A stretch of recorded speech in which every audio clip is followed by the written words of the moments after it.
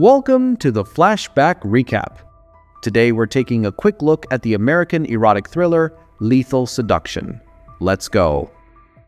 The film opens with a stunning woman swimming alone in a pool. The scene then shifts to a high school senior named Mark, who's on his way home with his best friend Walter. Along the way, they spot two middle-aged women. Walter flirts with them. Hello, what do we have here? We're going to a party. How would you lucky ladies like to be our dates? But they brush the boys off coldly. Once Mark gets home, he's surprised with an 18th birthday party thrown by his mom, Tanya. Among the guests is Melanie, his longtime crush. Later, he finds her in the bathroom getting ready for the pool party. She asks Mark to help tie her bikini top. Can you help me? Sorry, I need someone to tie it back on my top. And just as he's about to help, Tanya walks in and does it herself. She's very protective of her son. Mark watches Melanie swim from a distance, clearly smitten. Standing nearby is Randy, Tanya's coworker, who's also crushing on her. Randy tells Mark that if he ever needs anything, he's just a call away. Walter, overhearing this, nudges Mark to ask Randy to take his mom out so they can have the house to themselves and really party. Mark is an only child, and his father passed away when he was young. That's part of why Tanya is so overprotective. Mark comes up with a plan and asks Randy to take Tanya out to dinner the next night.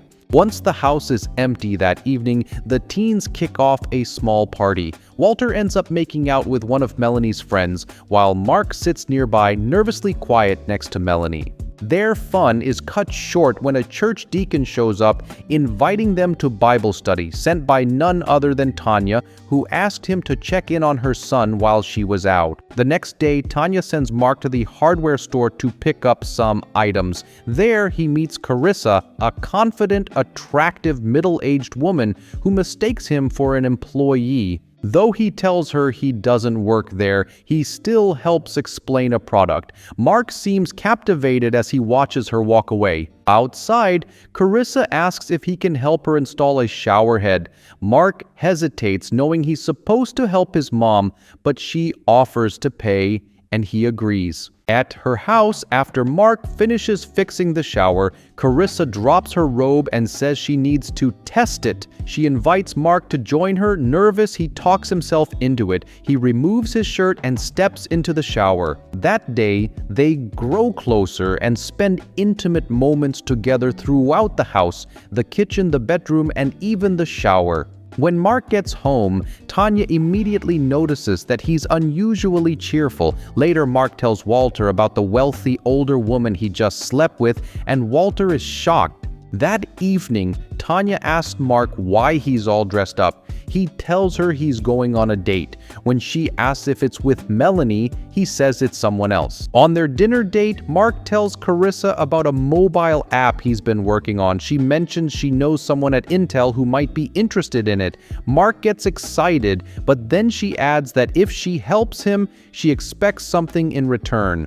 Carissa leans in and whispers something to Mark before heading to the bathroom.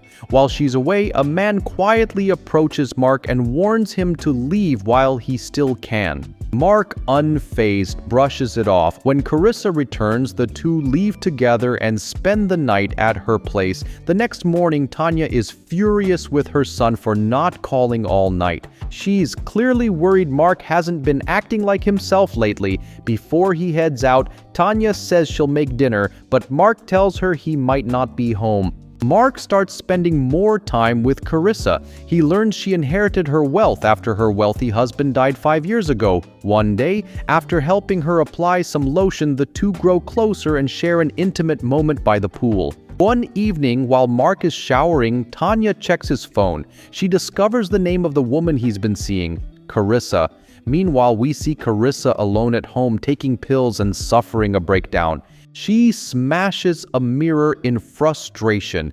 Later, she shows up unannounced at Mark's house, surprising both him and his mother. Tanya is stunned to find that Carissa is about her own age. During dinner, the mood is tense and quiet. Carissa brings up Mark's app, saying it has real potential enough that he might not even need to go to college.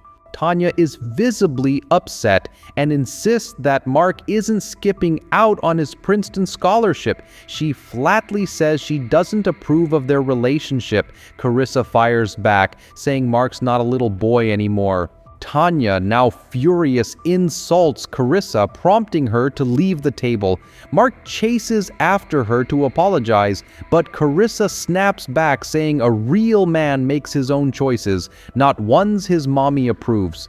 Later, Tanya says she'll deal with Mark when he returns, but to her shock, she sees him leaving again, this time with Carissa. Back at her house, Carissa playfully handcuffs Mark to the pool railing as their connection intensifies. While this happens, Tanya digs into Carissa's background online and finds out she's also a widow and that her late husband was an older, wealthy man. The following day, Tanya visits Carissa's house to apologize. She tells her that as a fellow widow, she understands her pain. But Carissa mocks her, calling her pathetic, and tells her to leave. Tanya warns that Mark will eventually come to his senses and walk away, but Carissa coldly disagrees and shuts the door in her face. Later, Carissa asks Mark to move in with her. Mark hesitates, saying his mother still needs him, and besides, he's leaving for college in just a month. Carissa becomes upset and tells him to leave. Tanya, feeling helpless, vents to Randy about her worries. Randy suggests she let Mark make his own mistakes and it's how he'll grow. Tanya disagrees, saying Carissa is clearly unstable. Then Randy brings up the girl from Mark's birthday party, which gives Tanya an idea. She decides to invite Melanie over. When Mark video calls Carissa to apologize and ask if he can visit, they're interrupted by Tanya calling him downstairs. Mark is pleasantly surprised to find Melanie in the living room. Excited, he tells Carissa over video that he won't be able to come over and will see her tomorrow instead. Carissa is livid. After lunch, Tanya encourages Mark and Melanie to go out on a date and tells them to stay out as late as they like. Mark feels a little awkward, but Melanie just laughs it off. They grab some ice cream and spend the evening chatting and enjoying each other's company. Eventually, Mark leans in and kisses her, unaware that Carissa is watching them from a distance. As Melanie heads to her car to leave, Carissa suddenly appears behind her, holding a knife to her face. She warns Melanie to stay away from Mark, claiming he belongs to her. Before walking away, Carissa slashes Melanie's cheek as a final warning. The next day, Mark keeps trying to call Melanie, but she won't answer. He confides in Walter, saying he wants to end things with Carissa and be with Melanie instead. Later, Walter decides to visit Carissa's house to break the news himself. While there, he flirts with her and even suggests she could have him instead. Carissa, clearly not amused, pulls out a knife. Meanwhile, Mark finally gets a video call through to Melanie, but the lighting is poor and he can't clearly see her face. She tells him they shouldn't see each other anymore. When he asks why, she ends the call without answering. Carissa then calls Mark and says her friend from Intel wants to meet with him about his app. During the meeting, the executive praises the app but says a similar version has already been released. Instead, he offers Mark a future job at the company. After the man leaves, Carissa tells Mark to skip college and take the job now. Mark refuses and tells her he doesn't want any more help. He wants to stand on his own. As he turns to leave, Carissa hits him over the head with a bottle, knocking him unconscious. Back home, Tanya grows increasingly anxious. She hasn't heard from Mark in over a day. She calls Walter for help, but he doesn't pick up either. Mark wakes up, tied up inside a sauna. Carissa coldly tells him that she did the same thing to her late husband. Before leaving, she burns him with a fire poker. Still worried, Tanya turns to Randy for help, but he's completely useless, standing frozen without offering real support. Carissa then texts Tanya using Mark's phone, pretending everything is fine. Later, Tanya arrives at Carissa's home. Carissa lets her in and hands her a pair of handcuffs, saying she'll only let her see Mark if she puts them on. Tanya agrees and is brought to the sauna, where Carissa gives her a gun, telling her she has to choose, shoot her son or shoot herself. Meanwhile, Randy, growing concerned, decides to go after them. Hours pass, and inside the sauna, Tanya and Mark grow weak from the heat. Just as Tanya prepares to sacrifice herself for her son, she suddenly comes up with a plan. Carissa hears a gunshot and rushes in, only to find Tanya lying motionless on the floor. As she moves closer, Tanya springs into action, striking her with a rock. A brutal fight breaks out. Tanya gains the upper hand and pushes Carissa's head down onto the hot sauna stones until she passes out.